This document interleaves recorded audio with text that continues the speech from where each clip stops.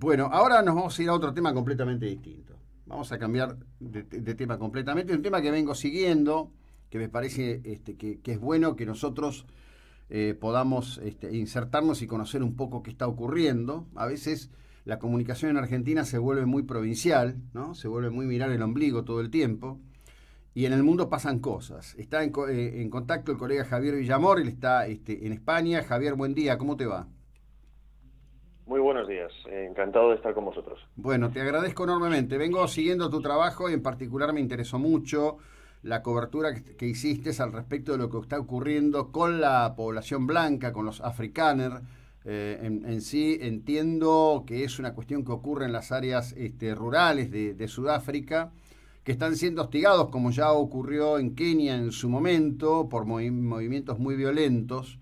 Pero antes de ir a ese punto central me llamó mucho la atención un párrafo que vos citás al respecto de cuáles eran los mecanismos que habilitaba Nelson Mandela para tratar a los traidores en la época en que impulsaban la rebelión contra el régimen blanco, contra la apartheid, porque creo que al mundo le ha quedado una imagen idílica de Mandela, del Mandela que sale de prisión, que llega al poder, que busca la conciliación, y todo indica que hubo otro momento en donde había otro Mandela, ¿no?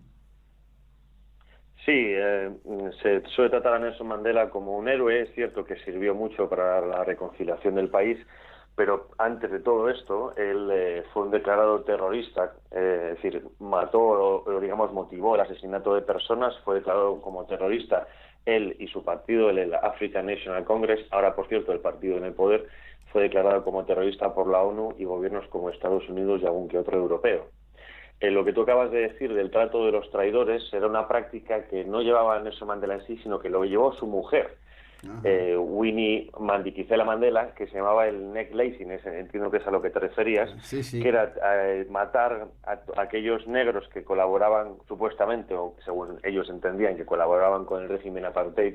Lo que hacían era ponerles neumáticos en el cuello, les ataban de manos para poder escaparse y les quemaban vivos, les quemaban el neumático en el cuello. Este neumático, por supuesto, pues llegaba al cuerpo y se morían. Era una muerte por tortura horrorosa, como podemos imaginar. Claro que sí. Decime, la situación presente es una situación tolerada por el gobierno sudafricano. Es una situación que el gobierno sudafricano no puede controlar. Esos grupos violentos que están actuando, buscando impulsar, tomar las tierras que están en manos de los colonos, los afrikaners, que probablemente en muchas áreas de Sudáfrica sean ellos como pobladores anteriores a los que hoy están pujando con ellos, ¿no? Exacto, el origen de los africanos, de los boers, se remontan ya a finales del siglo XVII, cuando los comerciantes que querían llegar a India a comerciar establecieron un punto de intermedio para abastecerse justo al sur, en la punta del sur de Sudáfrica. Los primeros colonos compraron las tierras a los nativos que estaban allí y, lógicamente, después vino una expansión. Bueno, pues como en todas las expansiones hay cosas buenas y cosas malas por todos, que después llevó a una primera guerra Boer contra el Imperio Británico, que no podía permitir que este punto estratégico de comunicaciones no perteneciera al Imperio Británico. La primera guerra la ganó los Boers contra todo pronóstico, porque ten en cuenta que eran granjeros que simplemente vivían de la agricultura y de la Mm. ganadería, pero con todo su orgullo y su buen hacer consiguieron ganar al Imperio Británico, que por aquel entonces, pues muy soberbios, pensaban que la guerra iba a durar poco. Después vino Mm. una segunda guerra Boer, donde la reina Victoria se resarció de esa derrota, y fue, por cierto, donde se crearon y se usaron por primera vez los campos de concentración, que se suele machacar mucho con los Claro. alemanes, pero los primeros campos de concentración donde asesinaron sistemáticamente a niños y mujeres para presionar para la derrota fue en Sudáfrica por parte de los ingleses. Ujú. Después, estos grupos son de autodefensa. Bueno, empezaron a defenderse, después ya con el Imperio Británico vinieron abajo, y precisamente el apartheid no viene exclusivamente de los boers, sino que es de un régimen surgido del control de los británicos, un Ajá. poco se suele contar. Mira vos, siempre está como la idea de que el apartheid en realidad surge de la colonización holandesa, ¿no? Exacto, la colonización holandesa fue la primera, pero después el régimen de facto, ya a partir del siglo XIX, era británico. Entonces, bueno, como suele pasar, igual que pasó en Palestina y en otros sitios de Oriente Medio, una vez se va el agente colono, por así decirlo, lo que viene después son luchas fratricidas, ¿no? Se hicieron con el poder, lógicamente, los que quedaron entonces, los blancos de entonces, que son estos africanos, y construyeron el país. Bueno, de hecho, el país, hasta el final del apartheid, era el país más desarrollado de África. Y tengo que decir, respecto a lo que tú preguntabas, que esta persecución al principio no era así. Cuando todas las cámaras del mundo estaban en la transición, cuando estaba Mandela, cuando fue nombrado presidente del gobierno, lógicamente todo era paz y amor, pero una vez ya dejaron de ser el foco de atención de los medios internacionales, pues empezó poco a poco la matanza. Sí que es cierto que el gobierno priorizaba estos asesinatos hasta 2007, si no me equivoco, hasta principios del siglo XXI, pero aquel entonces había un grupo que eran unas milicias que se llamaban los comandos, que eran milicias civiles que ayudaban a la seguridad a las fuerzas policiales, etcétera, etcétera, para mantener el orden. El gobierno desbancó estas milicias precisamente para que la población más aislada, que eran los granjeros, no pudieran defenderse, y con la promesa de que se volvería a implantar un nuevo sistema de seguridad que nunca ha vuelto. Y entonces, lógicamente, ante la falta de seguridad, los asesinatos han escalado, ¿no? Prácticamente escalaron al 25% anuales, y hasta que desde el 97 son casi 2.000 asesinatos y más de 4.000 ataques. Caramba, y además, en un silencio internacional. Además, asesinatos selectivos, además, ¿no? Y el gobierno dice que, bueno, que hay muchos asesinatos. Es que, de hecho, las estadísticas son asombrosas, ¿no? Los asesinatos de los blancos, de los granjeros blancos, son el doble de los policías, 4 veces la estadística nacional de violencia y 17 veces la media mundial de asesinatos por cada 100.000 habitantes. Demencial. Demencial, la verdad que sí. Y además te diría, en un silencio internacional clamoroso al respecto de estas cuestiones, como pasa, por ejemplo, con lo que están sufriendo en distintos países islamitas las minorías cristianas, ¿no? Exacto, se intenta ocultar, bueno, hoy en día, que quizá no sea muy bien pensante o muy políticamente correcto decirlo, pero bueno, hoy parece ser que el racismo solo es de los blancos a otras razas, cuando hay racismo a la inversa, y esto no es un argumento supremacista blanco, sino que es simplemente algo objetivo. Y es lo que está pasando aquí, porque ten en cuenta que los grupos que promueven esos asesinatos son partidos o grupos políticos basados en una ideología comunista y supremacista negra. Ellos dicen que los negros, pues están ahí, que la tierra es suya, cuando no es suya, precisamente porque ellos son nativos que, vinieron de zonas, como tú has comentado antes, de Kenia, de Zimbabue, etcétera, etcétera, que precisamente por la matanza que entre ellos se hacían, llegaron por el norte a Sudáfrica. Sí, lo que y pasa eso es importante decirlo. Sí, hay un argumento complejo. Cuando uno mira la realidad de África, ¿no? Cuando ve, por ejemplo, una de las explicitaciones más duras de la realidad de África, que son los migrantes, apiñados en Ceuta, en Melilla, en Libia, muertos por ahogamiento en el Mediterráneo, la disputa que hay hoy entre países, con Italia en una significación muy fuerte en contra de esta migración de esta manera. Hay que decir que toda esa gente llega porque viene de áreas, que no sé si llamarlas países, donde los estados están fallidos, donde imperan las bandas y donde la primera masacre que sufre la población negra es a manos de otros negros, ¿no? De manera concreta. Exacto. En este caso, el sur de Europa, precisamente ahora España también está siendo foco prioritario, viene de la parte del Sahel, del Magreb islámico, ¿no? Donde precisamente grupos terroristas como Al-Qaeda y otros grupos minúsculos que por aquel entonces jugaron fidelidad al Estado Islámico solo se controlan el área. De hecho, la zona norte de Mali es zona terrorista, está vetada a fuerzas internacionales, solo pueden acceder los franceses. Esto lo sé porque tengo amigos militares que han estado de dimisión. La parte del sur es la parte controlada por las fuerzas internacionales, pero la parte del norte es guerra absoluta.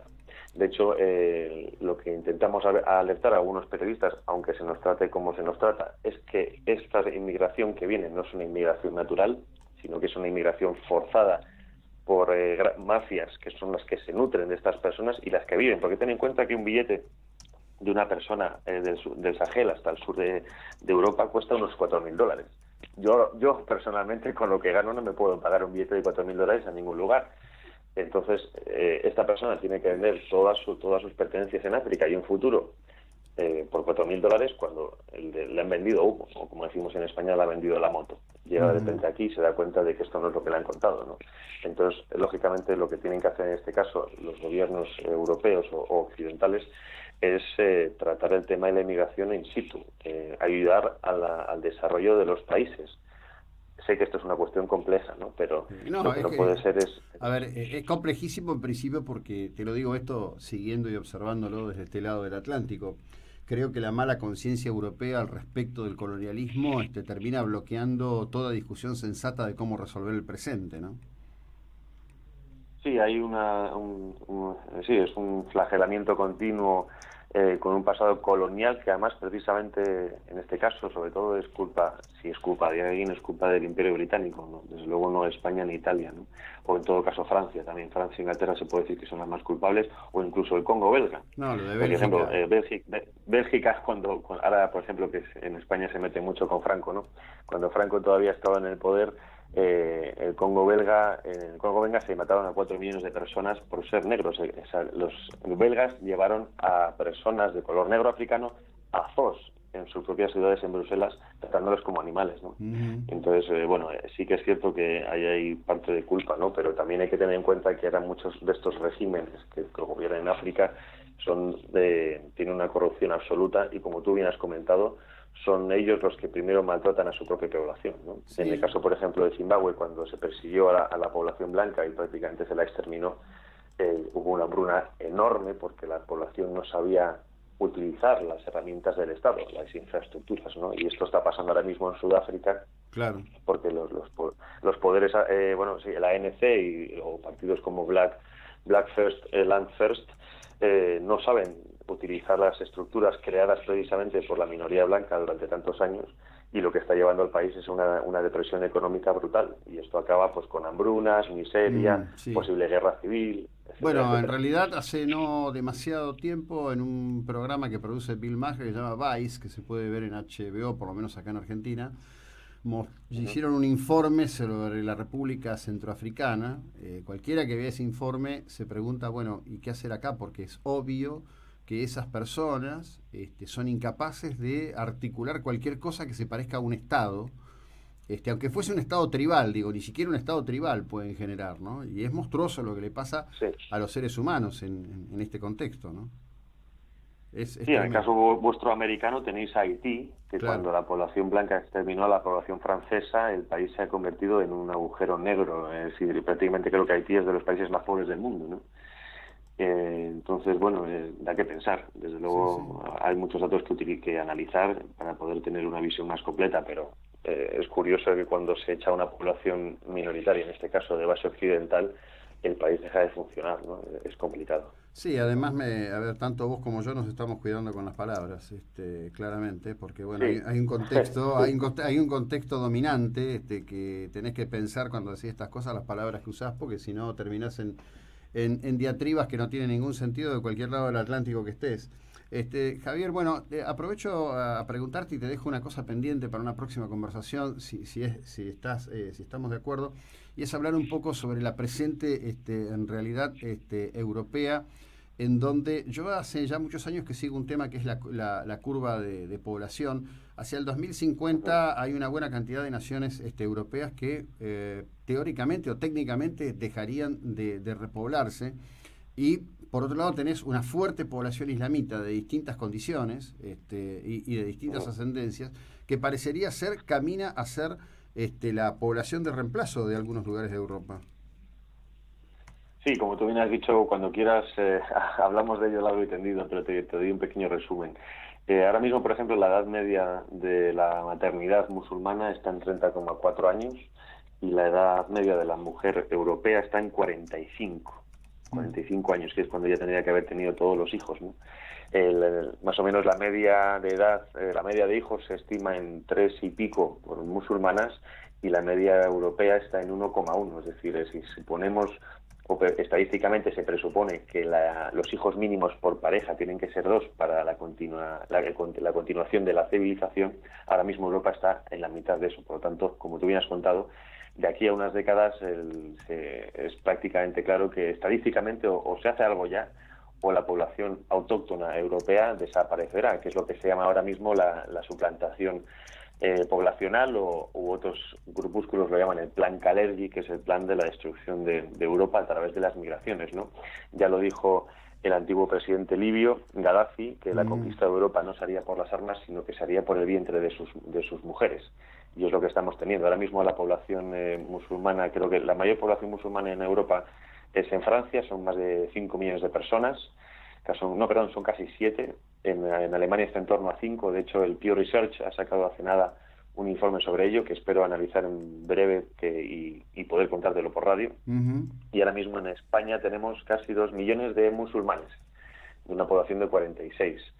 Ya ha habido órdenes del gobierno de Marruecos a los líderes islamistas en España que se introduzcan en los partidos nacionales que permitan hasta cierto punto la asimilación islámica, en este caso, por ejemplo, partidos de ultraizquierda como puede ser Podemos o partidos socialistas, y la idea es, con el paso de unos años, que se creen partidos islamistas para presentarse a unas democracias, ¿no? Y eso, lógicamente, llegará un momento en que eso es insostenible, porque el planteamiento que tiene la sociedad islámica, aparte de ser teocrática, es diametralmente opuesta a los valores que tenemos en Occidente o en Iberoamérica, ¿no? Sin ninguna duda, sin ninguna duda. Javier, te agradezco enormemente este contacto, estos minutos y bueno, una relación que espero podamos construir en beneficio de mejor informar. Te agradezco el tiempo y la ilustración. Gracias. Ya a vosotros. Hasta pronto. Hasta luego. El periodista Javier Villamón.